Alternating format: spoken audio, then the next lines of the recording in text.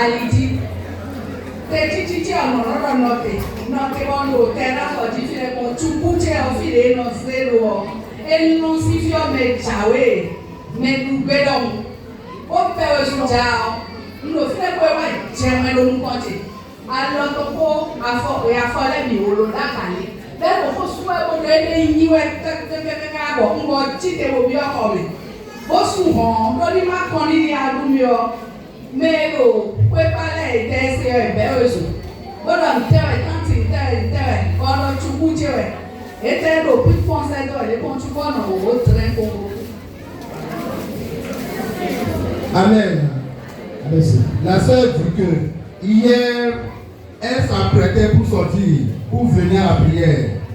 Et elle est sortie sur sa terrasse et son chien a bondi sur elle comme un animal qui voulait la dévorer. Et ça l'a stupéfiée. Elle est debout, elle regardait le chien et le chien s'est renversé. Il s'était renversé les 4 pattes en l'air et a commencé par se débattre. Et est mort automatiquement devant elle. Et prise de peur, elle est rentrée dans la chambre et a fermé la porte. Et ceux qui étaient les riverains environnants sont sortis pour venir s'enquérir de ce qui se passait. Et tout le monde a remarqué que le chien était complètement mort. Elle rend grâce à Dieu. Ton proche chien qui s'est mis en colère subitement et qui a foncé sur toi, ça veut dire que ce chien-là n'est plus ton chien. Ou bien, ça veut dire que le chien est possédé par un esprit. Mais tu as la chance, lorsque le chien est venu, ce que je m'avais dit là, ça a deux sens. Écoutez bien les amis. Lorsque le chien est venu, elle n'a pas bougé, elle a regardé, elle m'a donné s'est levé, le chien s'est renversé. Jésus. Ça dit que le Seigneur est intervenu en même temps. Jésus. Par l'entremise de son ange gardien. Jésus. Par l'entremise de son ange gardien, c'est bon. Et qu'il a terrassé. Ou bien, écoutez bien, il y a ce mot. Ou bien c'est elle qui a un esprit qui est rentré en elle. Peut-être qu'il est tout autour d'elle et le chien a fui. Ou un danger, écoutez bien, un danger l'a guetté et le chien a fui. Le chien pourrait faire comme si pas, ouais, oh. Mais puisque le danger qui est sur elle est grave et ça pourrait tuer elle ou quelqu'un, la mort qui est sur elle est tombée sur le. Il est parti. Il ne peut que avoir les deux. Il n'y a pas de problème. Ça là, c'est comme ça. Quel est ce sens-là? Les jours viendront, je vais dire, ah, c'est le chien qui est possédé, ou c'est un danger que Dieu a libéré. Et le chien s'est sacrifié pour toi. Mes amis, Dieu est fort. Dis à ton frère, Dieu est fort. Parfois, tu se sers des animaux pour être sacrifié à la place des hommes. Je reviendrai sur ça profondément. Au carrément, car il est ton apprécié après. Merci Tata pour ça. Pour le moment, je ne sais pas une semaine après, on va voir le sou. Quelques temps après, on va apprécier. Alors, du coup, bon, à garder des têtes, on va du bon, on s'est la vie, on a quand même le mois. Bon, il va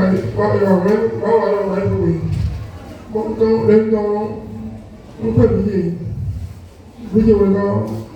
Et pour que tu aies le pouvoir, tu n'as pas tapé de quoi, pourquoi? Pourquoi? Pourquoi bien que la main est bonne? Pourquoi? Est-ce quelque chose de bien?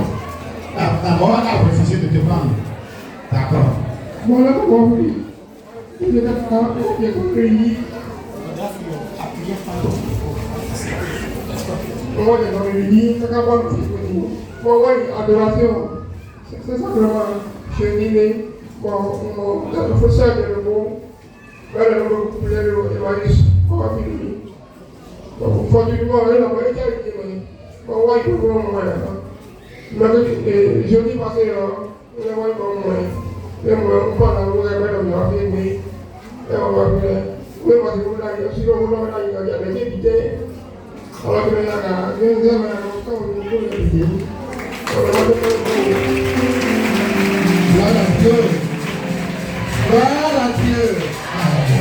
C'est un monsieur qui a fait d'accident. Attendez-moi un peu. Il avait fait d'accident. Oui. Et le premier pied était paralysé. Oui. Ensuite, le deuxième a été paralysé. Oui. Et de prière en prière, il a pu se relever. Il a commencé par aller en adoration. Il avait même eu la bouche qui était décalée. Il ne pouvait pas parler. Mais d'adoration en adoration, de prière en prière, il s'est relevé. Et aujourd'hui, il peut soulever les deux mains. Il peut se mouvoir. Il peut venir à la prière. Et il s'est rencontré en adoration. Et il a dit de venir ici à Emmaüs.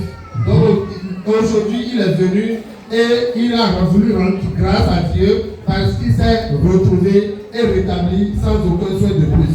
Et avant ça, le juif sortait de l'hôpital. Sa fille l'a regardé et a dit, la mort a refusé.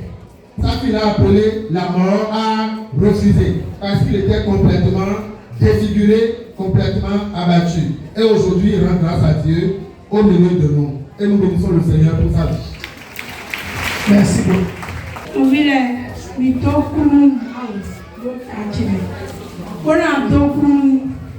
Maman des secondes, tu vas dire, peut-être, dans ton fille, si vous êtes bien, mais elle va vous filer dans le mur, non pas pour avoir. Mais nos filles, mercredi passé, les voyez, pour faire des frères et vitons de vous, et va pour mon. Petit à une fille. Mais ó dára kánú ó sì á lọ ló àjọgbọ̀mẹ̀lú Dayọ̀ ńlọ ẹni ọmọríkà ọkùnrin tó tàpá níta mẹ̀bẹ́ sí mẹ́kúrẹ́dì lẹ́kùn fi ń wá fi tí mẹ́kúrẹ́dì kátà wà tí má ṣọ ọmọrin rí mi ní ìgbésẹ̀ rẹ̀ ẹnu jìnnà ẹnu ìgbòho ilé rẹ̀ sì fẹ́ lé ẹnu tó sì kò jìnnà. Si mercredi kaka dimanche ou après nous sommes quand même assez tout merci. Alors, qu'est-ce qui s'est passé?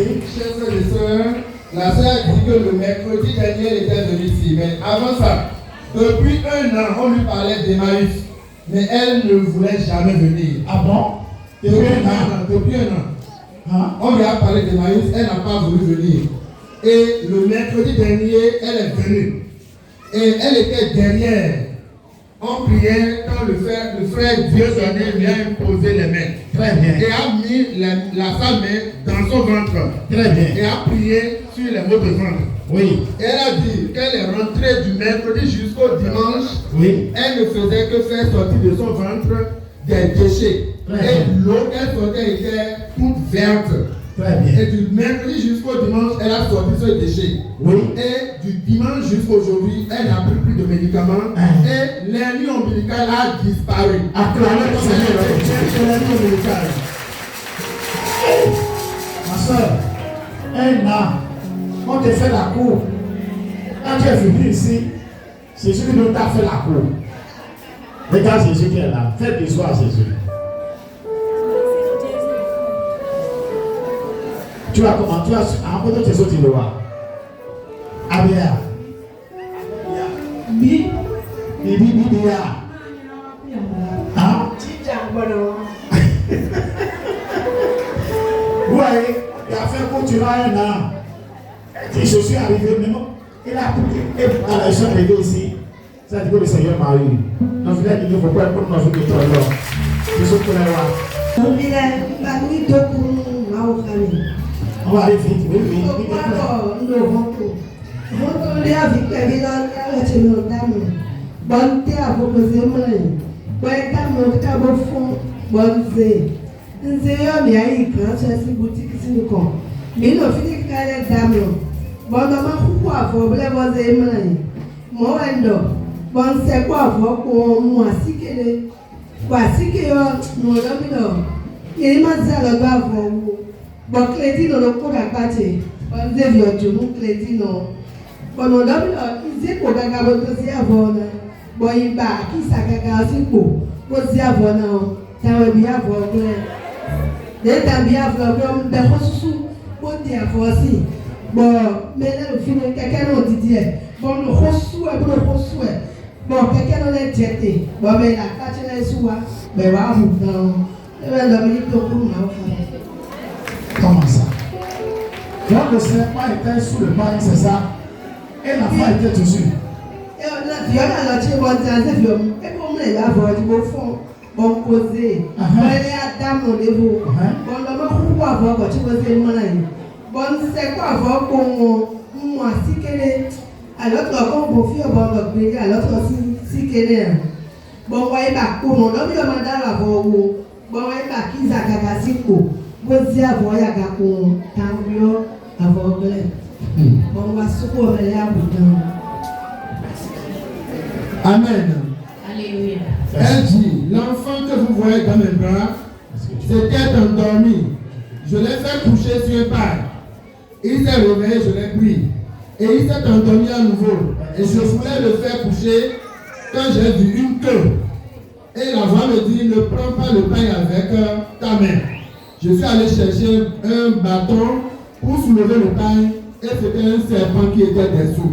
Et je rends grâce à Dieu parce qu'il n'a rien fait à mon enfant. On ne peut rien faire.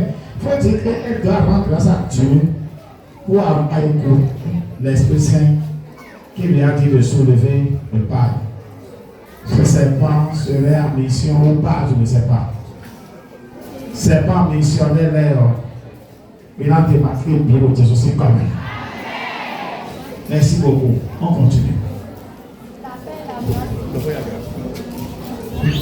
La paix et la joie du Christ. Non-binaire, mais ma wami, est débloqué de nous, et Wende, DG national Wafio. Et l'encodo, et nous n'avons pas de fonds à l'église, et l'encodo Jean. Oui. Bonjour. On Wafio, 650 pour le Wafio, nous allons sur la cité. Nous avons des sens de nous, quelqu'un. Bon, quelqu'un va faire un demi sur le bébé. Pour nous, deux personnes bien seulement jour. Non, 500, des matins, il peut être bon. Non, c'est 500 jours. Bon, c'est 500. Non, pour le 500, j'ai demandé 4 choses. Ah, le 600 bien.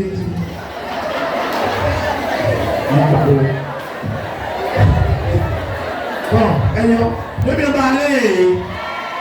Et de nous passer. Ma soeur continue. Dieu l'a écouté.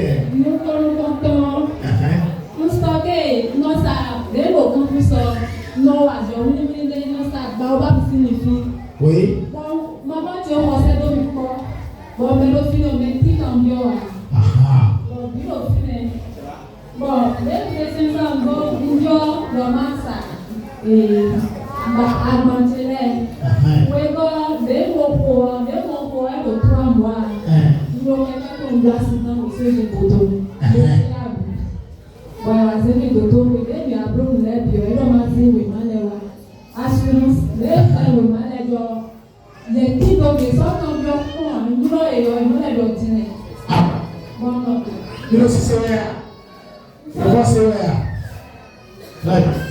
Bon, là, nous le film, on l'a oublié. Nous avons nos escaliers, mais vraiment, on va y aller, on va quelqu'un qu'on va dire.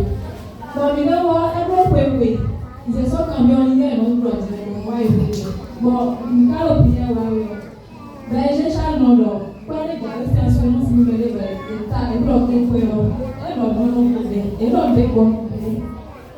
Bon, nous, finalement, à ce moment-là, on problème de ma famille, mais moi, comme le film. John John le leg au poète. Bon, nous comme nous fait quoi je dis donc, ça le va bon vous savez ça va pas biscuit.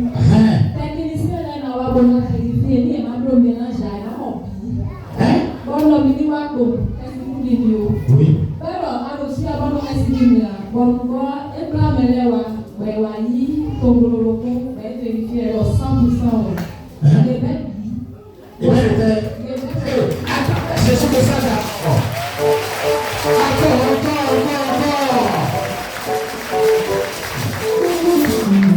Et bien, ils sont pays. Et bien, ils ont après, c'est nous, et par contre, nous, ben là, le coup, on va couper, ben là, la jazz, on va midi l'année prochaine. Donc on est.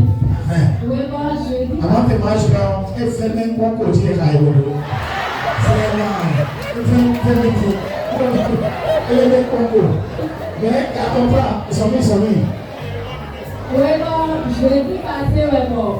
Nous avons fait un budget à moi. Et pour y aller, mais bon, budget, c'est à mon niveau. Nous avons dit, là, on va aller à mon frère. Bon, on va se faire une question là, quoi. Bon, puis, dans 10 secondes, dès que le monde il passe, il est même normal, il connaît les idées, il va le dire. Alors, vas-y, et ça pour aller pour le ministère, et le ministère, alors, pour aller, alors, vas-y, seulement, il peut avoir fille.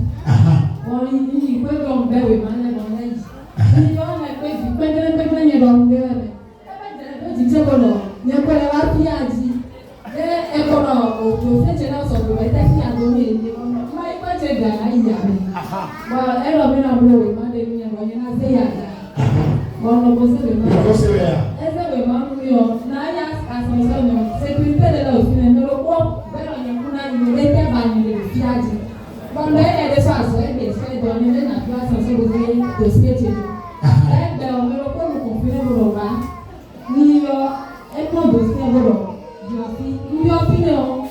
Quand il est là, on a dit, on a mis le dossier, j'ai le numéro. À quoi on fait le dossier, on va dire quoi sur moi. Wafi, il dossier là, je vais vérifier l'ordinateur.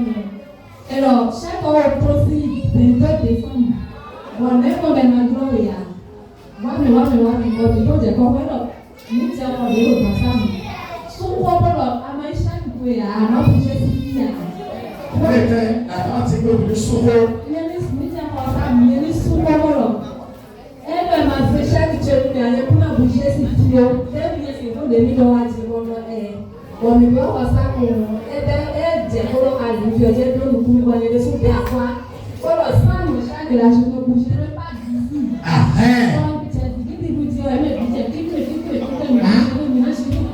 Il faut quand même que ce soit dans un et alors, c'est ça la fin. Je peux m'enlever. Et là, un peu plus d'une heure comme ça, ben, on va vraiment descendre dossier. On va ça. On va vendredi, on va nous contrôler, il y aura des chaînes chez nous. La mécanique, c'est quoi? 850. Regardez. J'ai ton frère 850. Pourquoi tu dis 850? Il y a vraiment. Et pas je vais investir national bon, après les billes.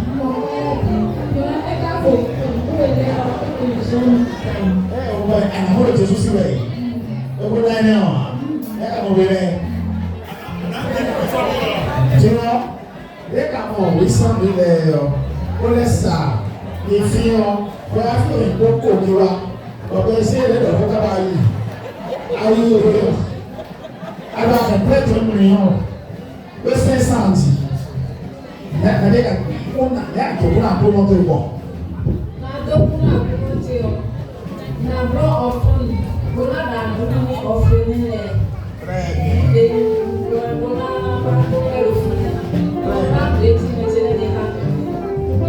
Écoutez, dis à ton frère, Coco. Dis le Coco de Lyon, Coco de Lyon. Parce que, écoutez bien, pourquoi Dieu lui a donné ça? On a l'opinion.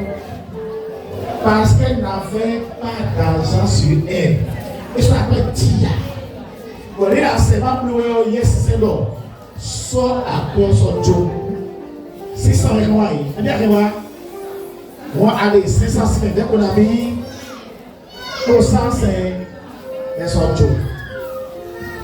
Bon, oui, bloc, non, vilain. Quand je parle de Chamnon Koua,